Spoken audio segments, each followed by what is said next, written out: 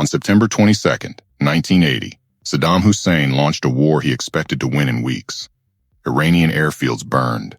Iraqi tanks rolled across the border. Baghdad was triumphant. The whirlwind war had begun. It lasted 8 years. It killed over 1 million people. It used chemical weapons, human wave attacks, and child soldiers. And when it finally ended, the borders hadn't moved an inch. This is the story of the Iran-Iraq War, the longest conventional war of the 20th century, and the conflict that shaped the modern Middle East. To understand this war, you have to understand what was sitting on the fault line. By 1979, the Middle East had been transformed. In Iran, the Islamic Revolution had just toppled the Shah, a key American ally, and brought Ayatollah Khomeini to power. Khomeini was a revolutionary with a mission: export his Islamic revolution across the region. To him, Saddam's secular Ba'athist regime in Iraq was everything he wanted to destroy. In Iraq, Saddam Hussein had seized total power. He was brutal, paranoid, and ambitious. He dreamed of making Iraq the dominant power in the Middle East. And in 1980, he saw an opportunity. Iran was in chaos. Its military purged, its government unstable, its Western allies gone. Saddam believed one swift strike could topple the new Islamic Republic before it consolidated power. He was wrong, spectacularly wrong. On September 22, 1980, Iraqi jets struck 10 Iranian airfields. Ground forces crossed the border along a 700-kilometer front. Saddam declared that Iran would collapse within weeks, and initially, it looked like he might be right. Iraqi forces pushed deep into Iranian territory. The Iranian military, gutted by revolutionary purges, was in disarray. Saddam's gamble seemed to be paying off. But here's the thing about rolling into a country 3 times your size with a population nearly 3 times larger. You better win fast. Because if you give them time to recover, they will come back at you with everything. Iran didn't collapse. It mobilized. By 1981, Iran had stopped the Iraqi advance and begun pushing back. And the tactics it used shocked the world. The Iranian military, still rebuilding, relied on mass mobilization. Revolutionary Guards and the Bashish, a volunteer militia, threw waves of fighters at Iraqi positions. These weren't trained soldiers. They were teenagers, old men, and volunteers, often armed with little more than a plastic key. Supposedly a key to paradise promised to martyrs. Iraqi machine guns mowed them down by the thousands. And still more came. Iran cleared minefields by sending children through them. These were called human waves, and they were as horrifying as they sound. And here's the strategic truth. They worked. Sort of. Iran couldn't match Iraq's Soviet-supplied tanks and artillery, so it used the one resource it had in abundance: people willing to die. By 1982, Iran had recaptured nearly all its lost territory and was now invading Iraq. The tables had turned. Saddam, who had started the war expecting a quick victory, was now fighting for his own survival. But here's where it gets truly cynical. Because this was never just an Iran-Iraq war. It was a Cold War proxy conflict, and the superpowers were happy to watch both sides bleed.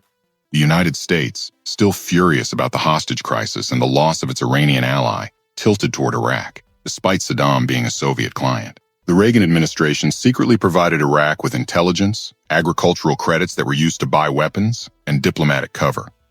At one point, the U.S. even shared satellite imagery of Iranian troop positions with Saddam. The Soviet Union, meanwhile, was Iraq's primary arms supplier, but it also sold weapons to Iran.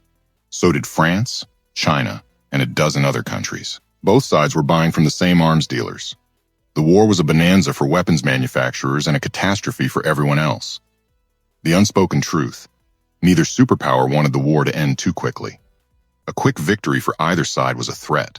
A long, grinding stalemate served everyone's interests, except the millions of Iranians and Iraqis dying in the trenches. With neither side able to break through on the ground, the war expanded into new, more terrifying phases. Iraq launched what became known as the War of the Cities, firing Scud missiles at Iranian cities, deliberately targeting civilians. Tehran, Isfahan, and other cities were struck. Iran retaliated with its own missile attacks on Baghdad and Basra. Meanwhile, the war spread to the Persian Gulf. Both sides attacked oil tankers. Iraq hitting Iranian oil exports, Iran targeting Iraqi and allied shipping. Kuwaiti tankers, Saudi tankers, even American warships became targets. The U.S. Navy was drawn into the conflict, engaging Iranian forces in the largest naval battle since World War II. In 1988, An American warship, the USS Vincennes, shot down an Iranian civilian airliner, Iran Air Flight 655, killing all 290 people on board. The U.S. called it a tragic mistake. Iran saw it as deliberate murder and still does. And then there was the aspect of this war that the world still struggles to reckon with: chemical weapons. Iraq used chemical weapons extensively: mustard gas, sarin, tabun, against Iranian troops and, horrifyingly, against its own Kurdish civilians in the north. The attack on Halabja in 1988 killed an estimated 5,000 civilians in a single day. Men, women, children, gassed by their own government. The world knew. The evidence was overwhelming, and the response was silence. The United States, despite knowing about the chemical attacks, continued supporting Iraq. The UN passed resolutions, but they were toothless. A taboo that had held since World War I was shattered, and the international community looked away. This is one of the ugliest chapters of the Cold War, because stopping the chemical attacks would have meant abandoning the strategy of bleeding both sides, and the superpowers weren't ready to do that. By 1988, both nations were exhausted. Iran's economy was in ruins. Iraq was drowning in debt, nearly $40 billion owed to Gulf Arab states and Western creditors. Neither side could win. Neither side would admit defeat. In July 1988, Iran finally accepted UN Resolution 598, calling for a ceasefire. Khomeini described it as more deadly than taking poison. After 8 years, over 1 million dead, and hundreds of billions in damage, the war ended exactly where it started. The 1975 border was reinstated. Nothing had changed, except everything. The ceasefire was not a peace, it was a pause. And the aftershocks of this war would reshape the world. The Iran-Iraq War didn't end in 1988. It just changed shape. Saddam emerged from the war with the fourth largest army in the world, and a crushing debt. In 1990, he invaded Kuwait to pay it off, triggering the Gulf War and the chain of events that would lead, eventually, to the 2003 American invasion and his own execution. Iran, battered but defiant, emerged as a hardened revolutionary state. The war had forged a national identity of resistance and martyrdom that still defines the Islamic Republic today. The mistrust of America. Over the USS Vincennes, over the intelligence shared with Saddam, calcified into permanent hostility. And the precedent set during the war, that the superpowers would arm both sides of a conflict for their own strategic goals, became the template for proxy wars across the region. Yemen, Syria. The pattern repeats because it was never confronted.